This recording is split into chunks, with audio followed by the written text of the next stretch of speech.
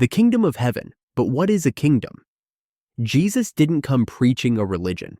He didn't come to start a denomination. He didn't come to build a weekly service with lights and songs.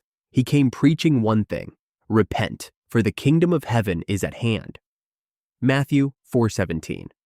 From the moment he began his ministry until the day he ascended, Jesus had one message: the kingdom. But here's the problem. Most people hear kingdom and think it just means heaven when I die, or some abstract spiritual realm. But if we don't understand what a kingdom is, we'll never understand what Jesus was actually offering us. So let's ask the real question. What is a kingdom? 1. A kingdom is a government, not a religion. Let's start here. A kingdom is not a religion, it's a government. Isaiah 9:6-7 didn't say Jesus would bring a religion. It said, the government will be on his shoulders. Of the increase of his government and peace, there will be no end. That means Jesus came to restore a government, not start a church service.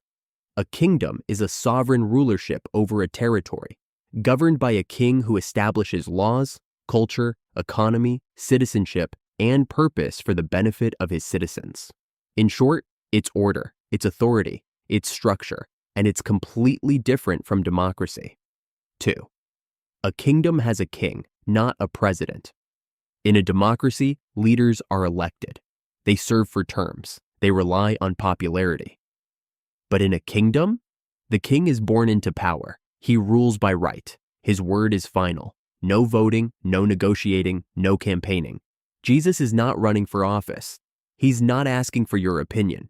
He's inviting your submission. He is the king. Revelation 19:16 calls him King of Kings and Lord of Lords.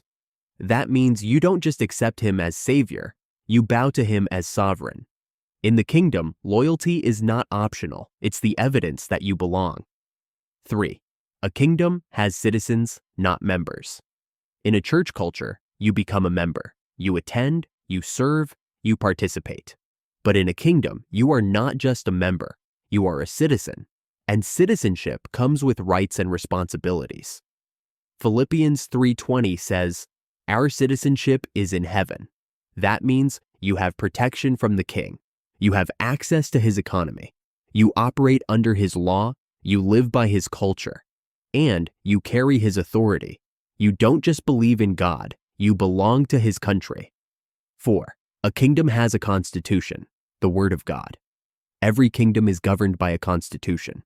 And in the kingdom of God, that constitution is the word of God. It's not a devotional. It's not a feel-good book. It's not an opinion. It is law. Psalm 119, verse 89 says, forever, O Lord, your word is settled in heaven. It tells you how to live, what your rights are, what the king expects, what promises belong to you, and what power you've been given. If you don't know the Constitution, you'll live beneath your authority. 5. A kingdom has culture and economy. Every kingdom has a way of life, a culture that makes it unique. Heaven's culture is one of holiness over compromise, honor over pride, peace over anxiety, love over hate, truth over trends, joy over despair.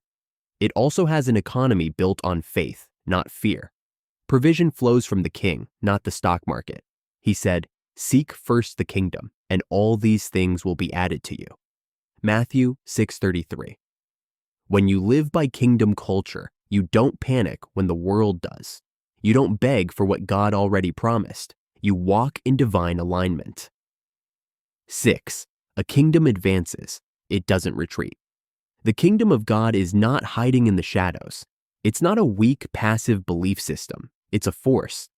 Jesus said in Matthew 11:12, from the days of John the Baptist until now, the kingdom of heaven suffers violence, and the violent take it by force.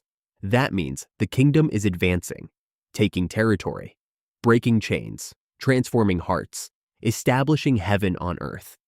It's not a place you wait to die to experience. It's a power you live in now. Final thoughts.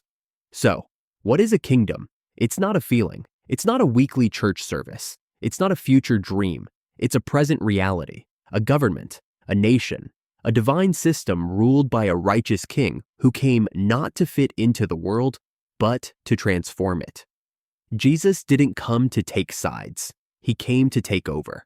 So today, the question is not, do you go to church? Do you believe in God? Do you know the Bible? The real question is, are you living under the rule of the King? Are you part of his government, his citizenship, his mission? Because when you understand what a kingdom is and who your king is, you stop playing church and start walking in kingdom authority. You stop surviving and start reigning. And that's exactly what you were born for. If this blessed you, like and subscribe for more kingdom truth. God bless you.